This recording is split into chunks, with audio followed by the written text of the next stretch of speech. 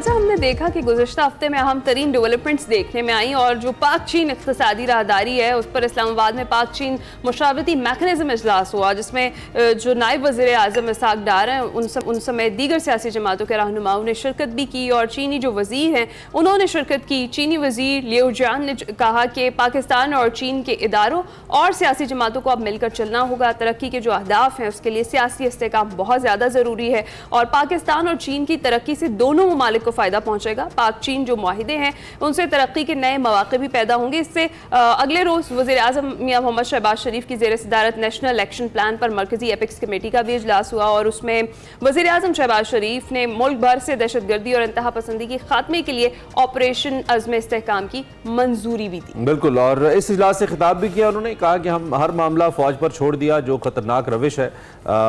सूबाई हुकूमतें सिक्योरिटी की जिम्मेदारी फ़ौज पर डालकर बरी ज़िम्मा नहीं हो सकती। सिक्योरिटी रियासत के सिर्फ एक इदारे पर छोड़ना एक फ़ौज गलती होगी, हम सबको जिम्मेदारी लेना होगी। इस पर जो अपोजिशन जमात है इस वक्त सरापा एहतजाज है और कौमी असम्बली में वॉकआउट किया गया है। पाकिस्तान तहरीक इंसाफ और सुन्नी इत्तेहाद कौंसिल के रहनुमाओं ने प्रेस कॉन्फ्रेंसेस भी की, बड़ी भारी भरकम प्रेस कॉन्फ्रेंसेस थी। बैरिस्टर गौहर तहरीक इंसाफ के, उन्होंने कहा कि कोई भी ऑपरेशन हो इसके लिए पार्लिमान को एतमाद में लिया जाए। कोई भी कमेटी कितनी ही बड़ी हो पार्लिमान से सुप्रीम नहीं है। आइन के मुताबिक पार्लिमान सुप्रीम है। पहले की तरह इस बार भी असरी क़यादत पार्लिमान में आकर इन कैमरा ब्रीफिंग दे और एतमाद में ले। हमने बोलने की इजाज़त ली, उन्होंने कहा जी बोलने की इजाज़त न देने पर एहतजाजी तौर पर पार्लियामेंट से वॉकआउट किया। बाकी बहस की जाए तो इस मामले को सॉर्ट आउट किया जा सकता है। इस पर जो डिफेंस मिनिस्टर थे ख्वाजा आसिफ साहब, जो कल से बड़े वायरल चल रहे हैं और ख़ास तौर पर उनकी एक सरगोशी जो लॉ मिनिस्टर के साथ है कि तुंदे इन्होंने, वो भी बड़ी वायरल चल रही है। That was interesting. अपोजिशन को आड़े आते उन्होंने लिया। खैबर पख्तूनख्वा में जो इस्तेहकाम पाकिस्तान जो ऑपरेशन है इसमें इस्तेहकाम ऑपरेशन, इसके हवाले से उन्होंने बात की। इसकी मंजूरी एपेक्स कमेटी में दी गई। उन्होंने कहा और जहां वज़ीर आला खैबर पख्तूनख्वा भी बकौल उनके मौजूद थे। तहरीक इंसाफ आज भी फौज के खिलाफ दहशतगर्दों के साथ खड़ी है। उन्होंने कहा कल भी 9 मई वाले सने, आज भी 9 मई वाले ने, तो बड़े कुछ तुंदो तेज किस्म के जुमलों का भी तबादला हुआ कल, जो हम हमेशा कहते हैं नहीं होना चाहिए लेकिन हुआ। बिल्कुल हुआ और सारी जो सूरत हाल है जिसकी हमने डिटेल आपके साथ शेयर की, इस पर जरा डिस्कशन कर लेते हैं, तज्जिया ले लेते हैं। आमिर इलियास राना साहब हमारे साथ मौजूद है। अस्सलाम वालेकुम आमिर साहब, गुड मॉर्निंग। आमिर साहब, ये जो ऑपरेशन अज़्मे इस्तेहकाम है, आपको लगता है क्या जो चीन है उसके जो सिक्योरिटी और अंदरूनी इस्तेहकाम का मुतालबा है उसने पाकिस्तान को मुतारिक कर दिया जिसकी वजह से एपेक्स कमेटी ने ये ऑपरेशन अज़्मे इस्तेहकाम की मंजूरी दी? बिल्कुल, ये स्पेशली चीन से रिलेटेड है क्योंकि शवाहिद आ चुके कि जो आखिरी वाकया दहशतगर्दी का हुआ है जिसमें चीनी इंजीनियर्स मारे गए, वो टीटीपी के लोग थे और अफगानिस्तान से आए और सारा कुछ वहीं से मॉनिटर होता रहा और सबूत भी मिल गए और अफगान गवर्नमेंट के हवाले हमारे सेक्रेटरी दाखिला जाके करके भी आए थे, खुरम आगा जाके। लेकिन इसके बावजूद नहीं हो रहा था और चाइनीज़ के जाहिर है उसके ऊपर रिजर्वेशंस हैं कि आप सिक्योरिटी संभालिए। अगर एक तरफ हम इन्वेस्टमेंट के लिए आ रहे हैं और ये सिर्फ चाइना क्यों, फिर सारे खित्ते के लिए है कि जो गल्फ से हमारी इन्वेस्टमेंट है वो सारी चीज़ों का इसी से ताल्लुक बनता है।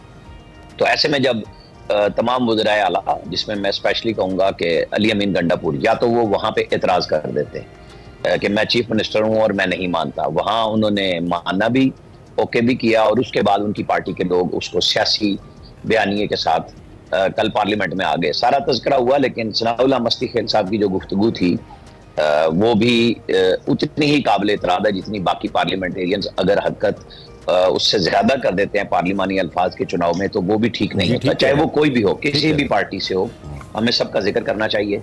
और जो ख्वाजा आसिफ को मशवरा दिया लॉ मिनिस्टर ने, जो कि वैसे नॉर्मली बड़ी अच्छी गुफ्तगू कर रहे होते हैं, लेकिन जाहिर है कि एक जब अपोजिशन हर बात पे कहती है कि सिर्फ उनको सुना जाए और गवर्नमेंट के लोग तकरीर भी, क्योंकि ये एक तरीका होता है कि जितना आपका कोटा है उस हिसाब से बारी बारी तमाम पार्टियों को बोलने का मौका दिया जाता है। ये बजट की आज से नहीं हमेशा से रिवायत रही है और तय कर लिया जाता है कि इतने घंटे पीटीआई बोलेगी, इतने घंटे पीपल्स पार्टी बोलेगी और इतने घंटे हुकूमती अरकान बोलेंगे।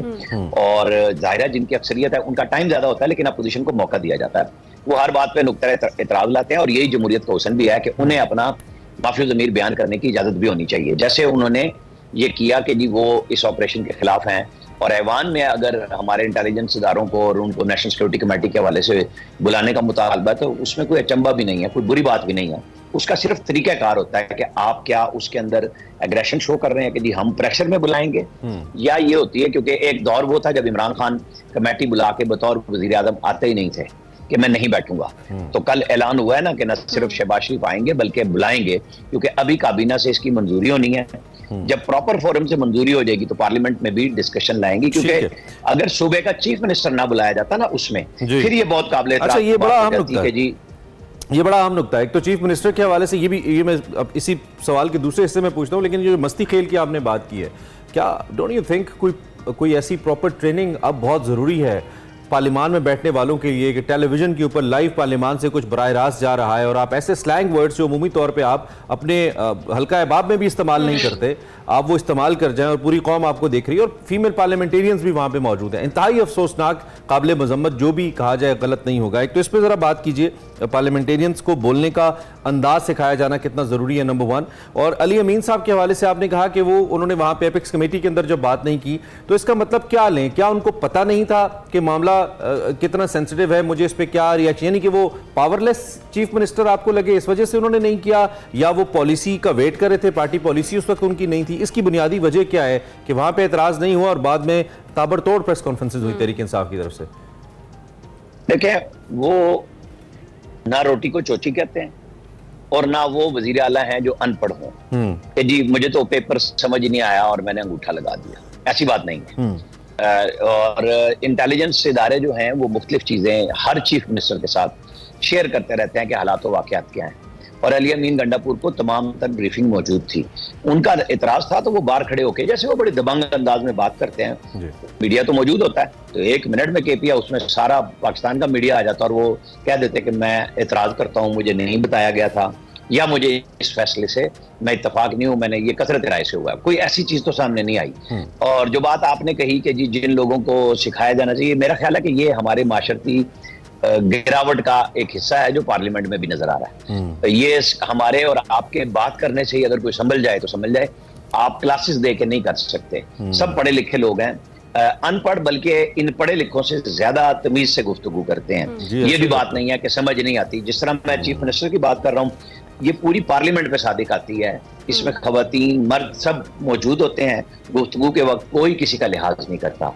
आपको पता है गंदी गालियां भी चलती हैं, गुस्सा आता है, तो ये वक्त के साथ साथ अगर समझ जाए तो समझ जाए, वरना फिर ठीक है। दूसरी पार्लियामेंट में कुर्सियां भी चलती हैं, अगर कोई बहादुर होगा तो ये हैवी कुर्सी उठा के भी फेंक देगा, क्योंकि हालात तो इसी नहज पे पहुंचे हुए ना कि लड़ाई करनी है और अपनी लीडरशिप को ये दिखाना है कि हम आपके साथ लायल हैं। और इसमें जो आम आदमी का हिस्सा है, आम आदमी का जो असल इशू है ये महंगाई, जिससे वो सब आ रहे हैं कि कम से कम कोई चले। गवर्नमेंट ने तो IMF की डिक्टेशन ले ली जो हर हुकूमत लेती है, लेकिन इस इख्तलाफ कोई लाहे अमली बयान कर देती, क्योंकि उमर अयूब हर पार्टी में रहे हैं और फाइनेंस में भी रहे हैं, चीजें समझते हैं, अपोजिशन लीडर हैं, तो उन्हें आके बताना चाहिए था जी कि मेरे पास ये मुतबादिल है। जब मेरी दौरे हुकूमत में बहुत अच्छी खासी नहीं, यही मैं कह रहा हूँ ना कि फिर जो बात अपोजिशन की होती है वो कहते हैं कि जी ये देखें अगर हम होते तो हम ये करते। फिर उनको बताना पड़ता कि जब IMF को की बुनियाद डिमांड पे स्टेट बैंक को टोटल खुद मुख्तारी गवर्नमेंट ऑफ पाकिस्तान से दे दी गई थी, वो इमरान खान थे। और शिबली फराज हमें बताते थे कि जब चाहेंगे हम ला बदल लेंगे। नहीं होता जब आप इंटरनेशनल गारंटी दे देते हैं ना किसी चीज पे। Coming back to the point जिस पे हम अभी बात कर रहे थे, उसमें जरा मैं चाहूंगी क्यों तहरीक इंसाफ आपके ख्याल में मुखालफत कर रही है? क्योंकि मुल्क भर में ये पहले से ही ऑपरेशन जो है इस तरह के जारी है, बस मजीद कार्रवाई तेज करने की बात की जा रही है, फिर एतराज की वजह क्या बनती है? आप अगर वजाहत करें कि मुल्क भर में कार्रवाई जारी है तो बताएं जरा कि वो कौन सी कार्रवाई है और ये अज़्म इस्तेकाम जो है ऑपरेशन ये किस चीज का है, इसको समझने की जरूरत है ना। कि आप मुल्क भर में जो ज़रबे अज़ब और रद्दुल फसाद थे वो तो खत्म हो चुके हैं। अब जब ये लेटेस्ट नई रिपोर्ट्स आई हैं कि जिनको इमरान खान के दौर में ला के TTP के लोगों को जनरल फैज हमीद चाय के कप के साथ बड़ी, उसके बाद पाकिस्तान में ला के बसाया था, स्पेशली KP में। आपको पता है पहले सबसे पहले उन्होंने एक DSP को अंडरवेयर में छोड़ दिया था बहुत जी, पकड़ के मारा था जी। आके सवात में। ये हमारे सामने के मनाजिर हैं जब हम, हमारी स्टेट की पॉलिसी है ना कि एक दफा हम ये करते हैं कि हम उन्हें लाके बसाते हैं, दूसरी दफा हम कहते हैं कि नहीं ये पॉलिसी गलत थी। इसमें आम आदमी का क्या कसूर है? इसका जवाब पार्लियामेंट के अंदर आना चाहिए जब वो नेशनल सिक्योरिटी कमेटी की मीटिंग हो, या पार्लियामेंटेरियन बड़े बजाय नारे मारने के गुफ्तगू करें, दलील दें कि जी जब हम कर रहे थे तो वो क्यों ठीक था और आज ये कर रहे हैं तो अच्छा, क्यों ये गलत बड़ा है। अच्छा